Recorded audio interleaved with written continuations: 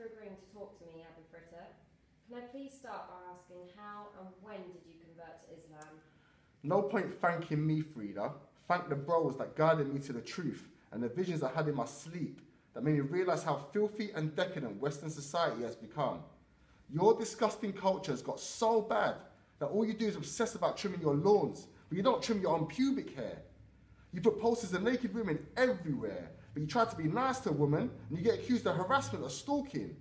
It's all a big tease designed to drive the brothers crazy so they can't focus on their deen. Employers cite good workers like me on made-up charges of surfing porn during work time, charges that were never proven because internet histories can be faked with the help of Zionist hackers, you get me? I ain't even heard of RedTube, never mind checking it out at work. But then I met some brothers who had some proper knowledge in it and hearts as pure as the weed and skunk from Amsterdam. Them man told me, stop being a prick and drink the spiritual milk from the divine mammary, spread the marmalade of truth on my toast and dip that tea bag of chastity into the hot water. Now check that for poetry, man, you get me? Not really, but let's move on. So what made you join the terrorist group ISIS? ISIS ain't terrorists, man. If you look at your own history properly, you'll know ISIS is a Western creation by the Zionists to make the Muslims look bad, innit? But aren't part of ISIS? What do you mean? Man, don't give me your Zionist mind tricks, man. Move on, man, move on. What made you join them? That was a natural choice for me, man. Because at school, I was well hard, innit? In fact, I was the 3rd hardest in my class, the 6th hardest in the year, and the 18th hardest in the whole school, man, you get me?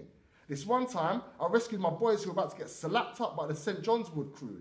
And then, man, that sick crew of boys, you get me? And I stopped them. So I got the skills, and I thought I'll take that knowledge and that experience to the battlefield. Just like Ronaldo took his skills to Man United after learning his trade at that crappy Portuguese club. So I sold my last supplies of weed, and I booked an EasyJet flight to Turkey, and then I rolled across the river, and now I'm here to protect my people from being attacked by the Halawi crew. You mean the Alawites? No, the Halawi, you thick kuffar. That's the problem with you kuffar, innit? You eat so much pig, you start to think like pigs, and you can't pronounce stuff proper, you get me? We've got to kill the Halawi and that lanky leader who looks like a toothbrush, but he has that boom-ting wife, instead of drifting around like cattle. So what do you like about life in Syria? It's sick here, man. The weather's good, and when it's hot, I can totally catch.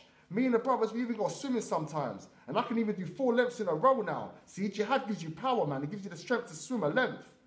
But I ain't gonna lie, man, the food here is peak. They ain't got no kebabish and no chicken cottage, so the brothers, we had to set up our own thing, and we called it beheaded fried chicken, because the brothers can get to practice their skills with knives before hitting the battlefield.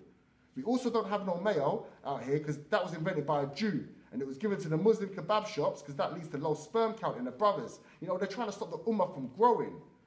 But it ain't all bad. You can still get Nutella out here, which I love to spread on my toast. You know, because you ain't got no jam around here. It reminds me of the good old days when my mum used to bring like Nutella and toast to my room when I used to watch Jumanji. Them were the good days, bruv. Plus, I ain't paying no bills out here. I ain't got no income tax or no national insurance contributions or council tax.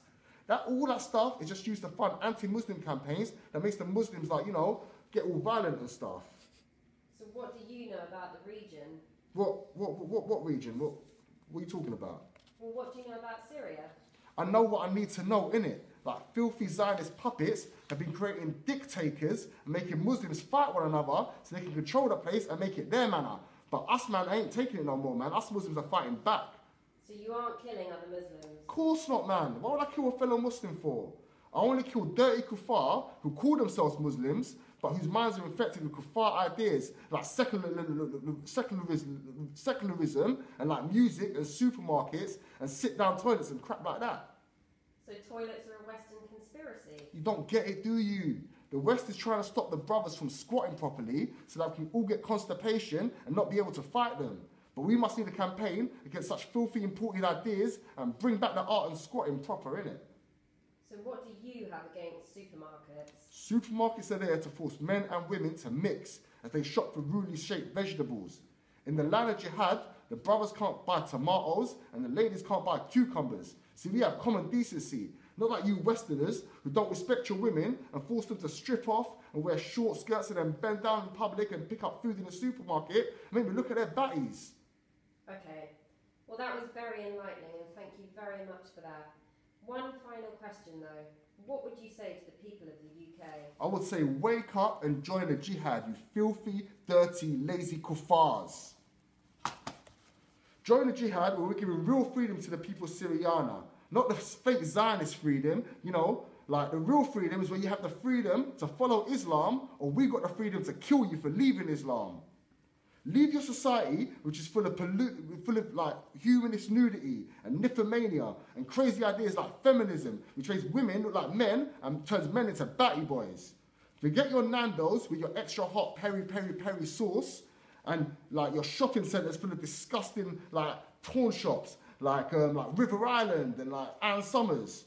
And join me in the land of jihad where even the goats are forced to cover their genitals, man. That's what real decency is, bruv. I'll leave you the words of Tupac Shakur, who ain't really dead, by the way. That man's in Afghanistan dying with the other mujahids. But my man said, either you find something to live for, or you best find something to die for. You get me? Peace!